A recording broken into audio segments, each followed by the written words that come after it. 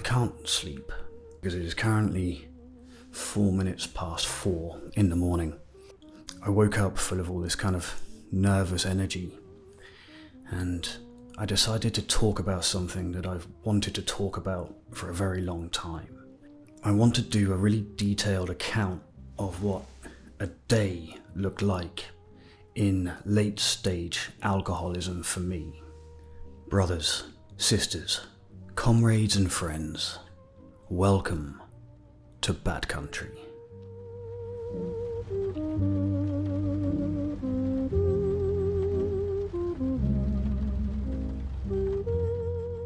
So what did the average day look like when I was deep into a binge in the very worst part of my chronic alcoholism? Well, to answer that and to explain it, I've picked a real day. This particular day that I'm going to describe, I was living in Berlin. I was 37 years old, and I'd already had a severe drinking problem for about 5 years at this point. I'd also had a minor traumatic brain injury, and it's debatable how much that has contributed to my alcoholism.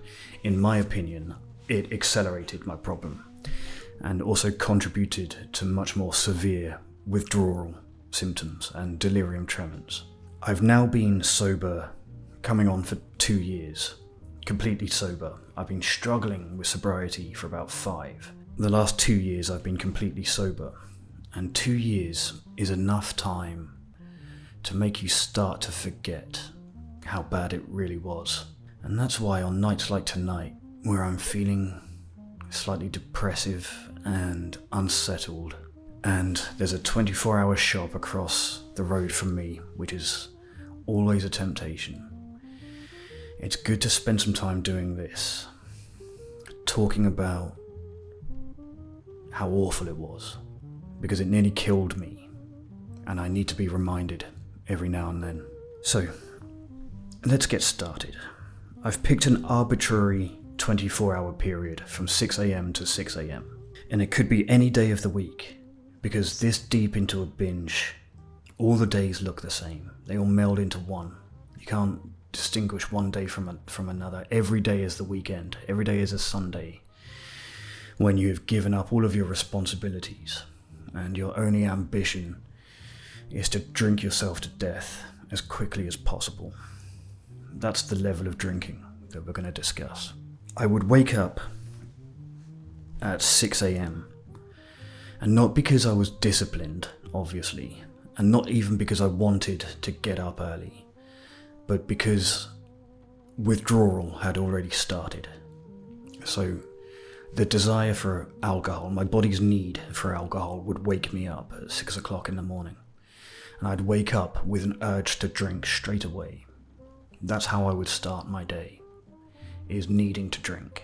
And without even opening my eyes, I would kind of run my hands around my head in the bed, under the sheets and under the pillows, looking for a bottle of vodka, which would be left there from the night before. Because the night before I would have fallen asleep with the bottle in the bed. If I don't find it straight away, there will be a moment of panic. As so strong is the compulsion to drink immediately, that if I don't feel the glass, if one of my rings doesn't clink against the glass in the bed, that's going to be a problem, because it might mean I have to get up, maybe even go out, and I need that drink straight away. So, without even sitting up, I will grab the bottle, and it'll be like just some anonymous cheap vodka like Grant's, or more likely to be one of those vaguely Russian sounding vodkas that aren't really Russian, but it'll be like Rachmaninoff or Tchaikovsky. If I was feeling fancy, if it was a payday, it would be Zubrovka, the vodka with the grass, the bison grass. But towards the end of a binge, I was never feeling fancy, and it was the cheapest bottle that I could get my hands on. So it's Grant's, or it's Popov, or it's Rachmaninoff, or it's, I don't know. You know what I'm talking about. And even before I sat up in bed, I would already be drinking it. It would be 2 big slugs lying on my side. Like I'd be curled up in a fetal position, drinking sideways. just to get the alcohol, just to get my body started enough to sit up. And I'm not rested. It's not a good night's sleep. I wake up both drunk and withdrawing at the same time. And I need those first 2 drinks just to give me the stability to sit upright and go to the bathroom. And how much I need to go to the bathroom will depend largely on whether I pissed myself in my sleep. So I'll check my sheets to see if they're wet. And there were periods of normal drunkenness before this really late stage binge drinking, where that kind of wetting the bed and stuff wasn't a major problem. But at this stage, it's a problem every day, and throwing up too. So my tolerance for alcohol was, and probably still is, very high, and I was never much of a puker. But when it gets to this level, when you wake up and the room is still dark, and you are still drunk from the night before, but you are also in withdrawals, then vomiting becomes a problem. And quite often, after those first 2 swigs of vodka, I would just roll to the side of the bed and just throw up straight on the floor. Because I haven't really eaten any food for a week. Nothing substantial, just like candy and sweets and ice pops and stuff. No actual food. There's nothing to throw up but the vodka. And I will look over the side of the bed at this puddle of vodka vomit on the floor. And instead of thinking, wow, this is unhealthy, the thought that's in my head is, look at all that wasted vodka. And then I'll drink to replace that. The reason why there's vodka left in the bed is because that was my MO. Well, I would do that deliberately. I would buy enough alcohol through the day that there would be enough left over. I would fall asleep or lose consciousness with enough left over for the morning, so that I could drink it immediately, so that I could function enough to go buy more. So there'd be about a third, and when I'm talking about bottles of vodka, I'm either talking about the 70 centiliter bottles or litre bottle. So it's those kind of volumes. It's never anything less than 70 centiliters. And I'll swing my legs over the side of the bed so I'm sitting up, and I'll grab the bottle and a vape thing as well. So I'll be hitting the vape as well, just restoring all of my addictions as soon as I wake up. And I'll try to stand to go to the bathroom. And I'm in a bad way. I haven't had a thought yet. Like at this point, I've been awake for like 10 minutes, and there hasn't really been a thought in my head. It's all like instinct. I'm acting on kind of routine is a better word. I'm just on autopilot. There hasn't been a single thought in my head. There is nothing like, here's what I need to do today, or here's how I'm feeling, or here's what happened yesterday. There isn't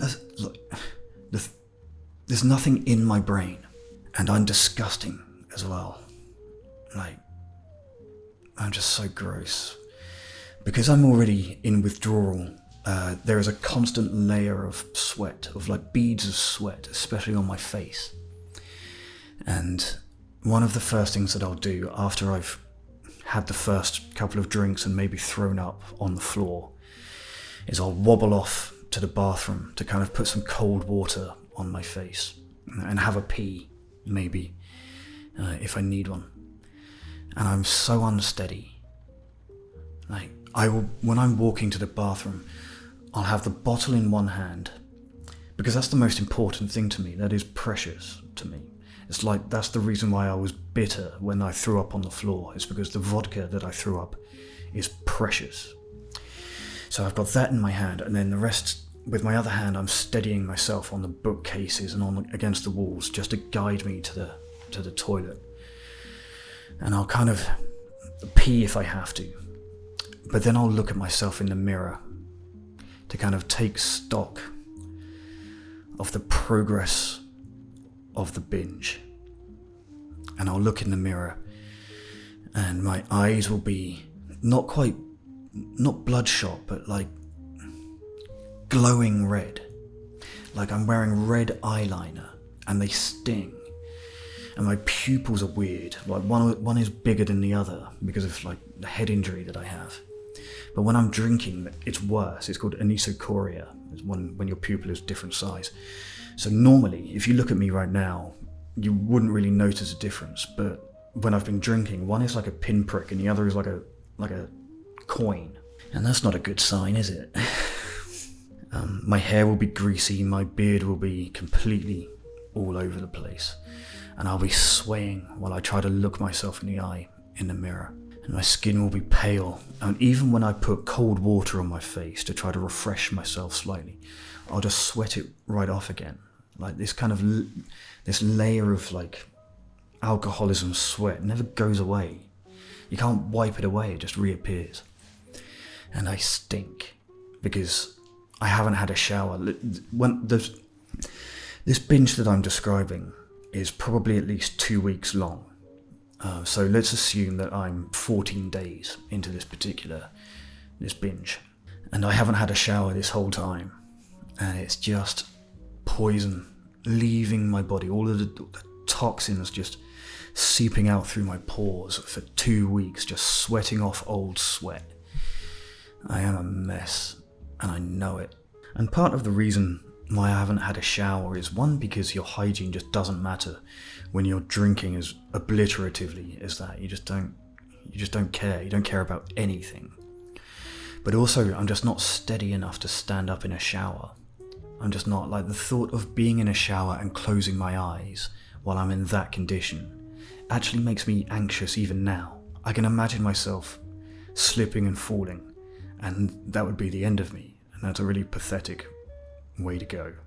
And my clothes are disgusting too. It's not just my body, it's the fact that I haven't changed for 2 weeks. I'm wearing probably the same pair of jeans with no underwear and the same t-shirt, and I've been wearing it for 2 weeks. And the reason why I'm wearing jeans is that I slept in my clothes, and because I'm so unstable, I can't take them off. I can't take off my own trousers when I'm in that condition. I just can't. It's like I'm probably wearing my shoes as well. I'll be wearing my shoes because I might have tried to take them off the night before and discovered that I can't. I will fall over, or I don't have the dexterity, the balance to take off my shoes. It's like, I feel like I'm describing a toddler. And once I will probably brush my teeth, because brushing my teeth makes me feel normal. It's just one of those tiny ways that I lie to myself that I am okay, is that if I brush my teeth, then I'm ready for the day, and nobody can criticize me because I've prepared. I might run some cold water through my hair and my beard as well. But next, I'll step out of the bathroom and drink more as well. And by now it's probably about 6:30, and I'm already planning which shop to go to buy more alcohol. And once I'm out of the bathroom, I'll drink a little bit more as well. And that will just about stop my body screaming at me. That will just about take the worst of the withdrawal symptoms away for now. And then I'll go back to bed, and I have to kind of step over the various puke on the floor. And then generally, if I've peed the bed, then I'll have to find an area on the bed that's still dry. This is so bad. I can't believe I'm admitting all of this on the internet.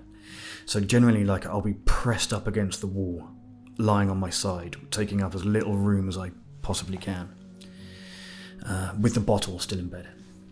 And then I'll wake up again in an hour or two. In sobriety, the first thing that I do when I wake up is I put the coffee on and check my emails. But when I'm this deep into a really serious annihilation binge like the one I'm describing, the coffee machine will be mouldy because I haven't cleaned it for like a month. It's covered in this kind of orange mould. That orange mould is a really good indicator of how long I've been in the binge. The more mould, the worse the binge. And I won't check my emails because I'm terrified. Like the thought, like I have a job. During this binge that I'm describing, I had a job. And the thought of opening my emails and seeing so many people scared for me or looking for me, and so many responsibilities that I'm hiding from. That's the point of the binge, is to hide from all of that stuff. So instead, I'll finish the rest of the vodka that's in the bottle. The immediate preoccupation, the whole, not just of the morning that I'm describing, but of my entire life, is the acquisition and the consumption of alcohol. So I'm thinking about where I'm going to get it from, what's going to be open at this time, where is okay to buy it from at 8 o'clock in the morning, like what kind of shop is open to buy vodka from, to buy 2 litres of vodka from at 8 o'clock in the morning. So that's the next step, is going out to get more. Earlier in the binge, and earlier in my alcoholism, I used to be very judicious about which shops I was going to, and I would purposely never go to the same shop 2 days in a row, for fear of judgment of the shop staff, for some kind of bizarre fear that they might know I'm an alcoholic, which of course they do, and also they don't care. Like, when you're an alcoholic, you're so selfish that you think you're the only customer, you're the only person that they think about. But anyway, deep into the binge, that stops mattering. I no longer care. I no longer fear judgment. I don't care. I'll go to the same shop every day. And in this particular time, this binge experience that I'm describing, there was a 24-hour garage, and I would go there at any time of day in, day out. I just didn't care anymore. So that's where I'm going to go. So what I'll do, if I haven't already, is I'll finish completely the vodka, because I need as much alcohol to give me the stability to go outside. And I will run water through my hair and through my beard, and I won't dry it. And the reason for that, in my weird alcoholic brain, is that when I'm outside, I want it to look like I've just had a shower, even though I haven't. It's some weird neurosis about, like, I want to pretend that I'm cleaner than I am, when it would just be so much easier to just have a shower. It'd be much easier to just not be an alcoholic. So I'll be wet, and that will also, like, it will give me an excuse to cover up how much I'm sweating as well, because I'll be sweating through my clothes. Hopefully I'll already be wearing shoes or boots or something, but if I'm not, I'll have to fight with shoes to get them on, because I'm so incapable. Throw on a jacket. And then where I was living in Berlin, I was living in this attic of this old mansion in a suburb of Berlin. And there was a big staircase, to go, like a very narrow staircase. I'm not sure if it's just me, but going downstairs when I'm drinking, when I'm in active alcoholism, is a major problem for me. Walking downstairs I have to go like 1 foot, 1 step at a time with both feet, and holding onto a railing. I'm just so unsteady, and I don't trust myself. And the thing about 8 o'clock in the morning is that that's when people are going to work, and I don't want to meet people. I don't want to see people. Being in a busy place when you're in this condition is the worst, because one of the things that comes with the brutality of this early morning withdrawal is huge paranoia and anxiety and social discomfort, even more than my baseline, and I'm already bad for that. But crowds of busy people, when all you want to do is lock yourself away in the room and drink yourself to unconsciousness in complete privacy, there's nothing worse. So I'll go across to the 24-hour garage, and this 24-hour garage only sold litre bottles of vodka. I will buy 2 of those, and one of those is for the daytime, and the other one is for the evening and the following morning. So 2 at a time. And I will also buy like a bag of Haribo or some kind of candy, just so I can have some... I've got no taste for food, I've got no appetite, but I am aware that I need to be putting things in my body. Because I'm drinking so heavily, I have an urge for sugar, and that's all I will eat throughout the day, is I'll just kind of graze on Haribo. But this bit of buying the alcohol, it's almost fun. And at this point, I'm going to just acknowledge that I think that what I'm saying is probably triggering to other binge drinking people in recovery. And maybe I'll come back to that in a minute. But that's on you. If this is a story that's triggering to you, that's really on you. I'm not going to apologize for it. I'm just going to tell you the truth of what my experience was like. So brace yourself. This is also going to sound quite triggering, I think. The process of buying the alcohol, at some point in the binge at least, is kind of fun. It was the bit that I looked forward to most, especially if I was doing it at 3 o'clock in the morning instead of about 8 o'clock in the morning.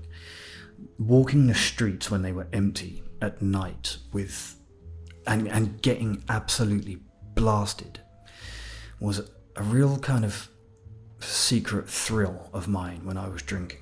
Just like, there was something slightly ecstatic about it, something euphoric, something kind of sexy, like almost voyeuristic about it, of going to a window of a 24-hour gas station and having this interaction through the bulletproof glass, of picking vodka and exchanging money for it, and then wandering off into the darkness and observing the world.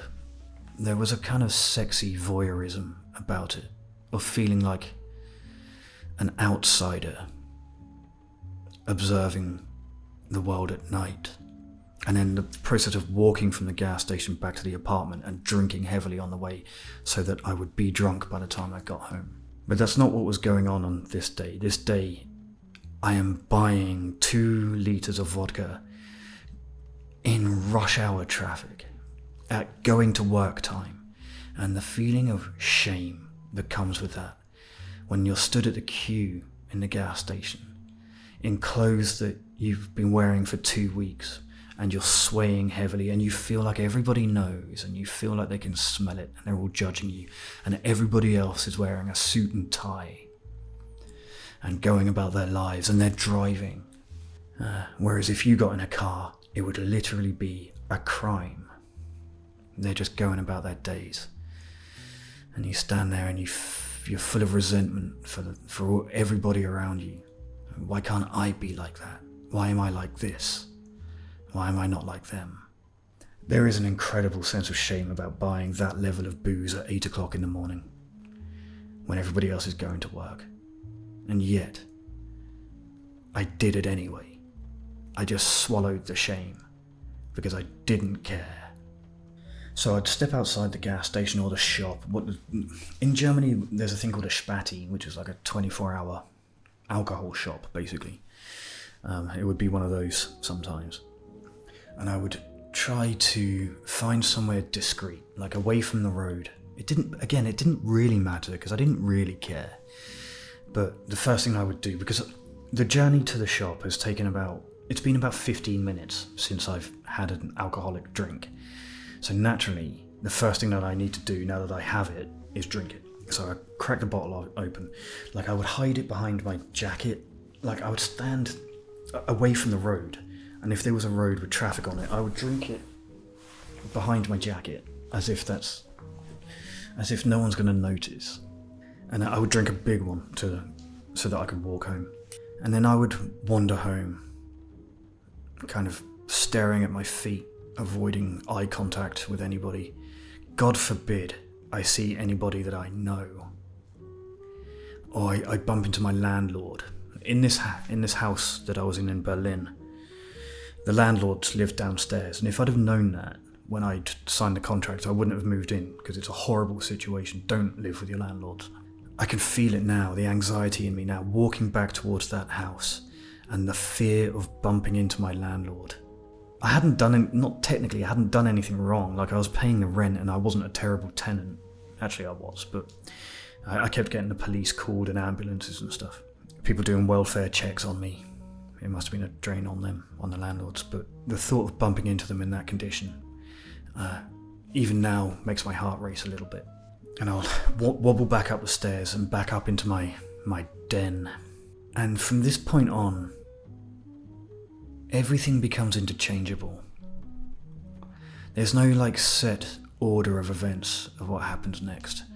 But generally, I'm going to go to my desk and open my computer, turn my computer on, and then just go straight to YouTube.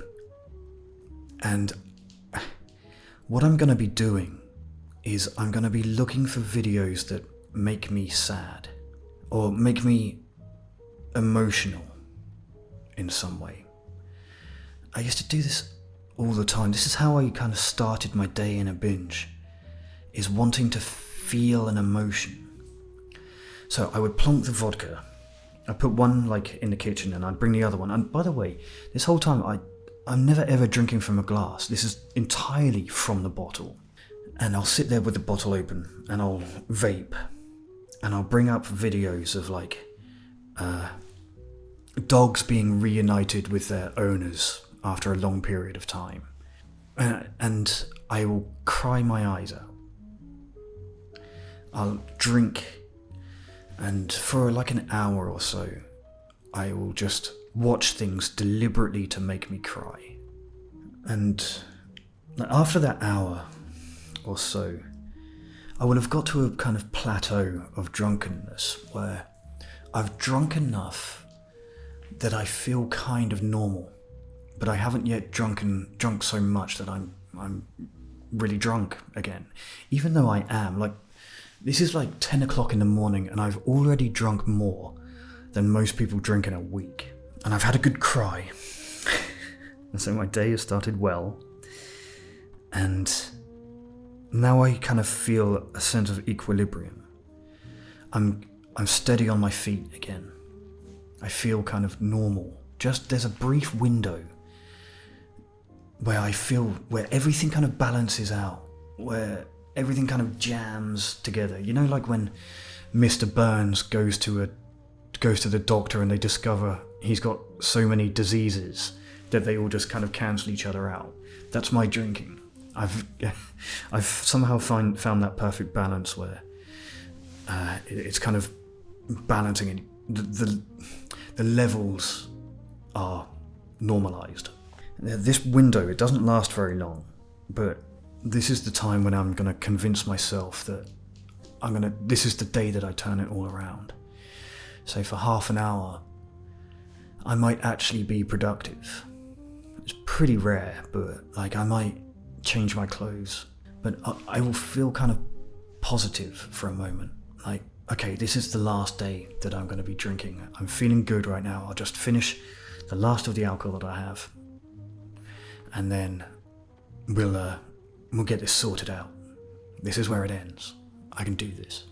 But that window, it doesn't last long, because I'm still hammering the vodka, and very quickly it fades. And then that's the worst bit, is that come down after feeling okay for a moment. And it's a very, very, very deep trough. And that's where the real drinking of the day begins. And there comes in that period, because that window is the only window of the day where I'm quite lucid. Immediately afterwards, I'm still lucid enough to understand how terrible my position is.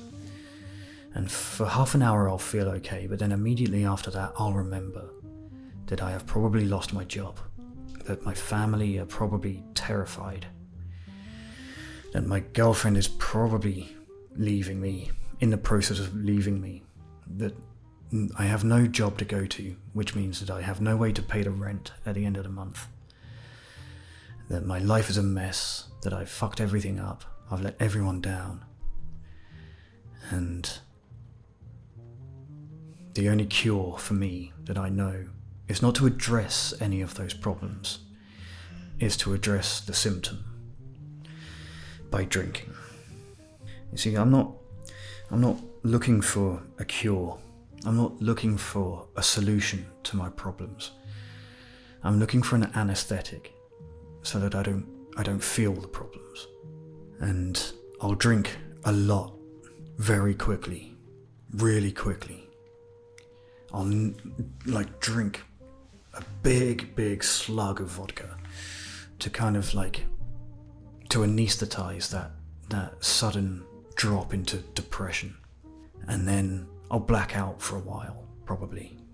When I wake up again, it's gonna be about midday, and the sun will be coming through the windows. So I'll close all the curtains, and I'll go back to the computer. I'll sit at my desk, usually, and I'll just watch brain rot and drink in the dark, having shut out the day, having shut out all of the life outside. I'll just sit in the dark and just watch brain rot, TikTok compilations, and anything familiar. I'll watch the same thing that I've seen 1,000 times, like old World War II documentaries or some retro gaming video that I've seen 1,000,000 times. And that is a symptom of anxiety. If you're watching the same stuff over and over again, it's because it's predictable, and therefore it's not a threat. If you're the kind of person who binge watches exactly the same thing over and over and over again, then you probably have an anxiety disorder of some kind. That's a real big tell that you might have anxiety. That's what I'm doing, is just watching nothing in particular and drinking. And at some point, just as there was a window of lucidity at 10 o'clock in the morning or something, there will also be a window of normal drunkenness a couple of hours later. Chronic binge drinking alcoholism drunkenness is not like Saturday night drunkenness. It's a plateau of drunkenness where you don't get more drunk. There comes a point where your tolerance is so high that you cannot drink enough to get you really drunk. You just black out instead. But there'll be another little window of actual drunkenness, which is kind of a slightly more characteristic of normal drunkenness, where I'll walk around the apartment listening to music loud and kind of just being weird, talking to myself out loud and laughing manically, and spinning around. I think I talked about this in a previous video, where I would do this weird thing where I would want to feel the drunkenness. I'd want to feel the effects of the alcohol. Such was my relationship with alcohol. I felt like I needed to feel it working. So I would make myself dizzy by spinning around and then falling over. Very, very weird behavior. And with this period of actual drunkenness, kind of drunkenness, rather than weird binge drunkenness, there might come an hour or so where I'm horny.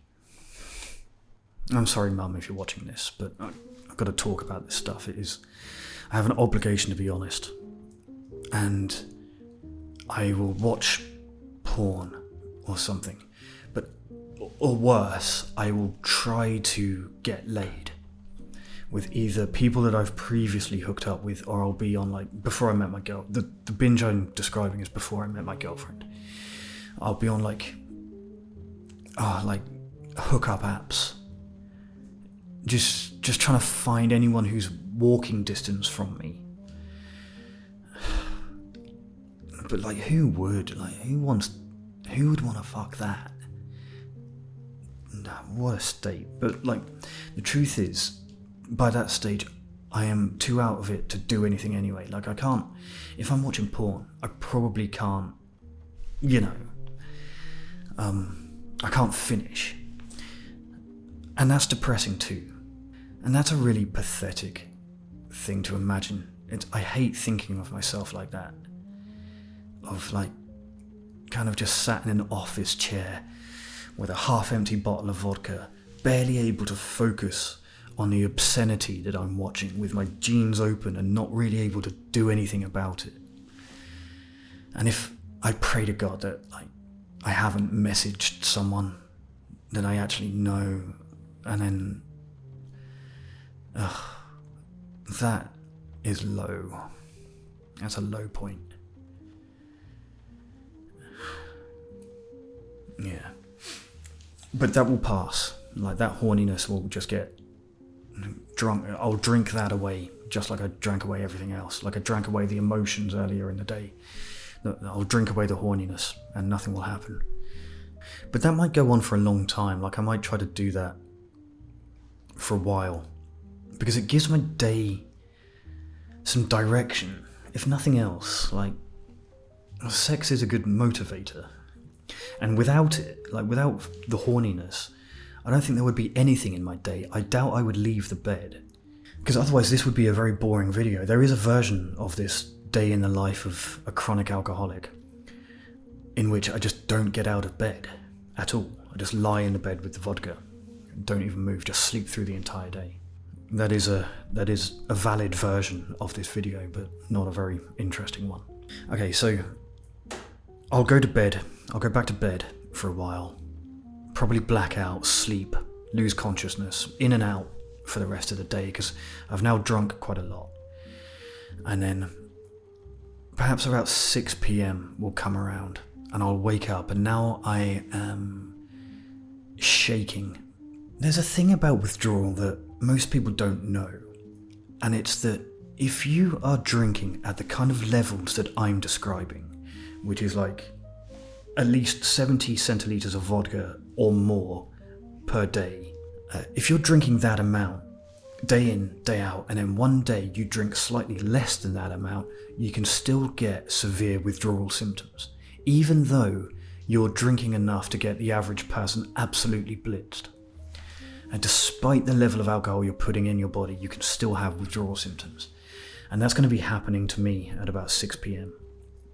And I'm also going to be extremely hungry because all I've eaten is bags of Haribo. So I'm wired from the sugar. The sugar is crashing. I'm withdrawing. I haven't eaten anything substantial in 2 weeks. So maybe at this point, I'll be trying to order a pizza to arrive, to be delivered. Barely able to see the app on my phone. Barely able to pick the things that I want.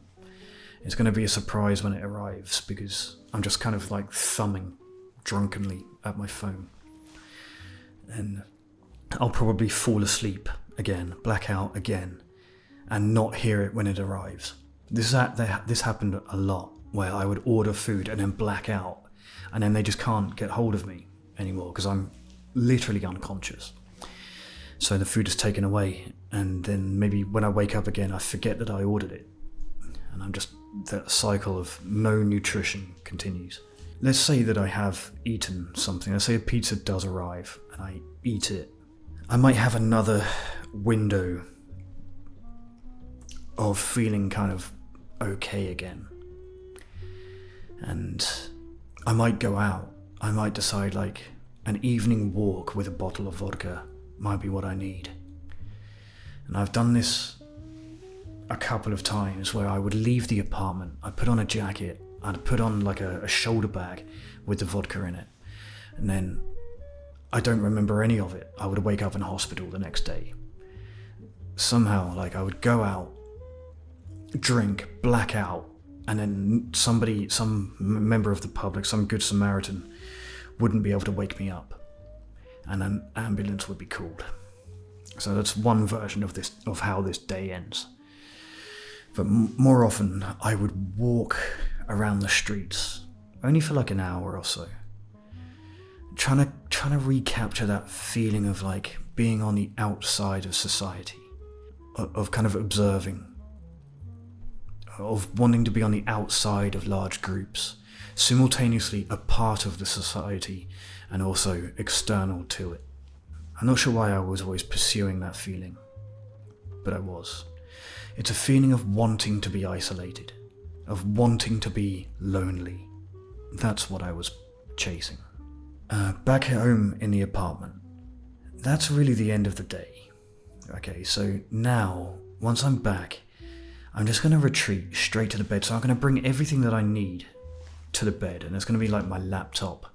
It's going to be all of the vodka, vape, snacks like Haribo and the sweets and stuff, and make a kind of like little isolated nest for myself, and just lie on my front and drink myself unconscious in the bed.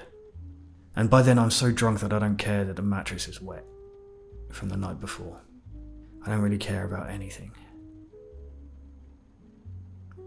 Just in the dark, drinking to oblivion.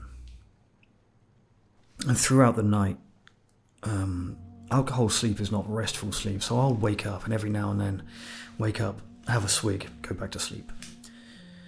But that's really it. That's what a day actually looked like. There's nothing dramatic in there.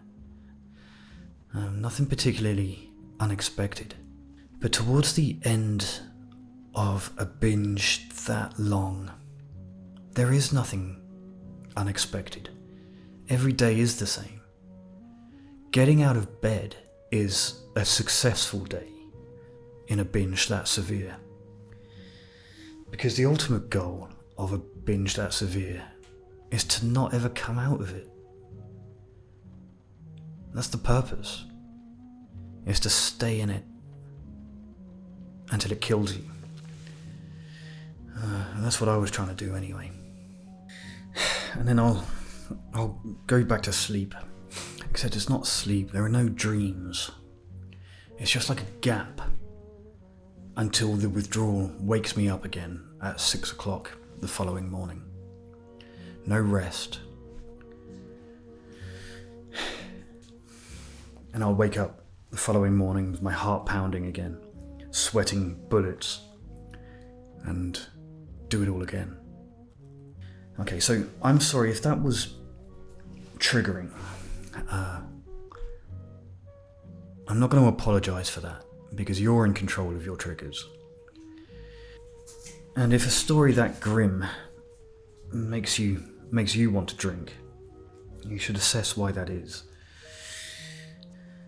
I just wanted to get that off my chest, really. Been meaning to do this for a while.